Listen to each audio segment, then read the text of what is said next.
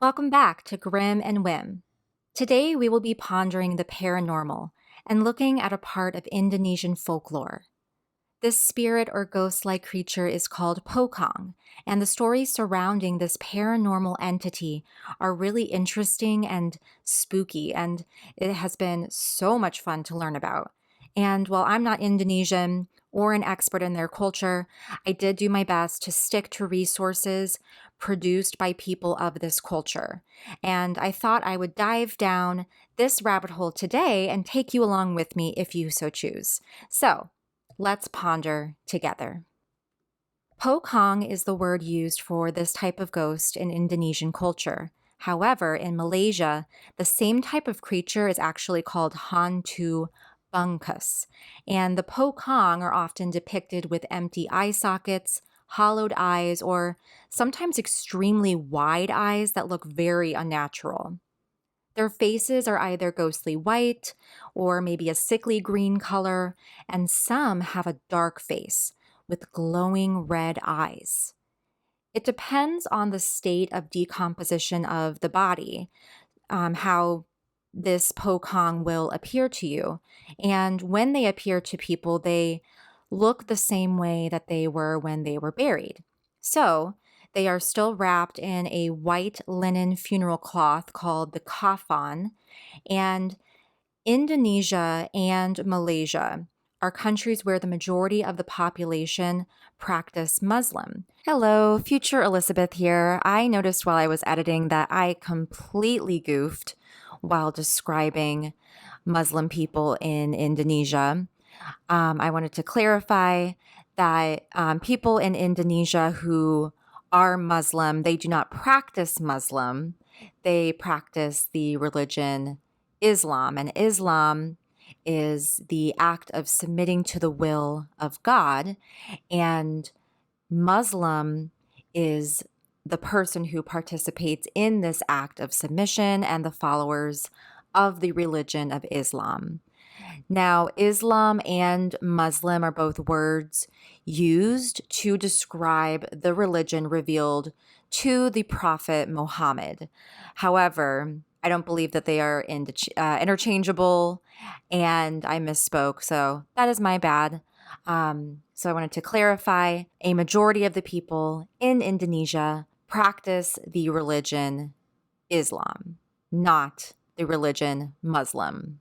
Muslim is not the religion, it's describing the person who participates in the religion Islam. So, very sorry for the confusion, but I wanted to make sure that I didn't mislead people. So, moving on. When a Muslim person dies, they have a specific burial treatment according to their religion. The body is bathed and then shrouded in this funeral cloth and tied at 5 points, which are the top of the head, the neck, then the hands are placed in front of the navel, and then they tie the knees and the ankle. When the body is buried, the top rope must be removed or loosened. And if that doesn't happen, the person who dies will become a pocong. The spirit will then start haunting people, asking for help to loosen this top rope. And basically, the spirit is trapped in its burial suit on earth until someone is able to help them. And if no one helps them, then they simply cannot rest. However, if someone does choose to loosen or completely remove that top rope, the soul will leave the earth and never show up again. This spirit floats above the ground. They can move through solid objects, and some people claim that they actually have the ability to teleport. The tricky part about pokongs is that, just like humans, they all are unique. So it is difficult to predict the intentions of each pokong. In general, most people believe that these spirits are harmless and they are simply lost souls. However, it is sort of generally accepted that they should be treated with caution as they are these unpredictable and supernatural entities. Some Pokongs simply appear in front of people to relay messages or to ask for help or for prayers, while others may not be so docile. And there are definitely stories of Pokongs that actively take pleasure in frightening people and scaring them out of their minds. And one of these supernatural variants is the red Pokong, and they are considered to be the most dangerous type. And they are described as unusually aggressive and unpredictable. It is believed that these red Pokong are violent because they had incredibly violent or horrific deaths. And so basically, these spirits spend their time seeking revenge against the ones responsible for their deaths. Most Pokongs are lone wolves, but it is said that some may form colonies, and these colonies can range from just a few dozen up to a few thousand ghosts in each colony. One very famous example of how a Pocong came to be is the tale of the plastic Pocong, which haunts the city of Jakarta, which is the capital of Indonesia. The story goes that this Pocong came to be when a pregnant woman was murdered by her boyfriend before she gave birth.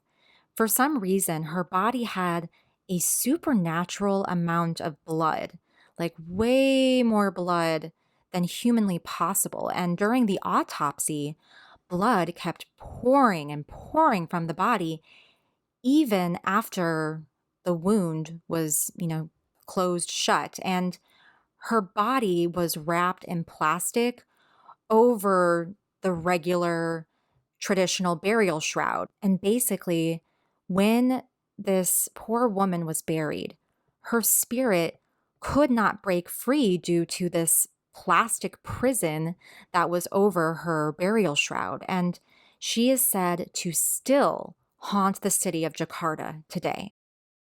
In 2020, during the coronavirus pandemic, a group of young Indonesian volunteers from Sukoharjo, Indonesia, had some interesting methods to ensure that people stayed home to prevent the spread. Yang kedua, ya agar ada efek jerahnya. Karena kalau pocong itu kan memang kesannya menakutkan, menyeramkan. Jadi sekalinya ada itu, insya Allah efek jerah itu ada, dan alhamdulillah terbukti sejak diberlakukannya portal pocong ini, lingkungan desa menjadi lebih kondusif.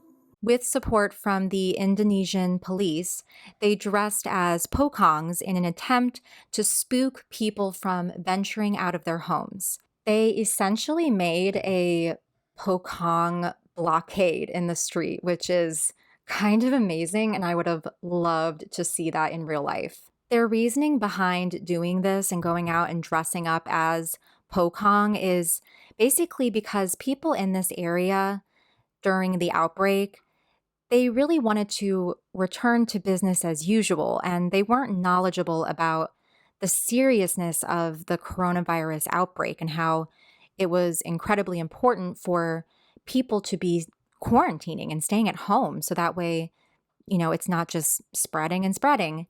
Dari warga mensikapi adanya penanggulangan COVID-19 ini, jadi warga tetap seperti biasa, maunya seperti biasa untuk dapat tinggal di rumah tetap sulit sekali. This initiative was not only creative, but it was very culturally responsive. And it really helped to keep people from breaking quarantine measures. However, after some time had passed, and as social media kind of took hold of this phenomenon of people volunteering to be, these spirits in the streets and scare people and spook people away from leaving their houses, people then did start to leave their houses because they wanted to watch them. And so it started off as a really good idea, and then it unfortunately kind of turned into a spectacle. But Unlike the real spirits, the real Pocong that float or levitate or are able to, teleport, the imposter Pokongs, they actually had to bunny hop around because they were dressed as Pokongs and their knees and their ankles were tied. And so they had to just kind of hop around. And so obviously, even despite their amazing makeup skills, like super, super great costuming, people were able to catch on that, oh, they're not floating. So this is probably not a real Pokong. And I love the fact that these young people took such creative and spooky measures to make a point about the importance of quarantining to prevent further outbreak, but they did it in a way that was like unique to Indonesian culture. I just think that is so awesome. And I love reading about stories like that, just how creative people can be. But with all that being said, I hope that you enjoyed learning about the Pocong slash Hantu Bungus if you are in Malaysia. And I really loved researching this topic. And if you're watching on YouTube and you do have either family members or friends who are part of this culture, or you yourself are part of this culture and you have your own stories to share, I would love to read them because I just find the stories so interesting. And I would love to read your stories, read your thoughts. So definitely in the comment section, please comment down below if you have either heard of the Pocong or if you have your own experiences with them. I would love to read them. But with all that being said, I hope that you all have a wonderful week. Stay safe, and I will see you in the next one. Bye. Thank you so much for joining me. It's goodbye for now, but I hope to haunt you again soon.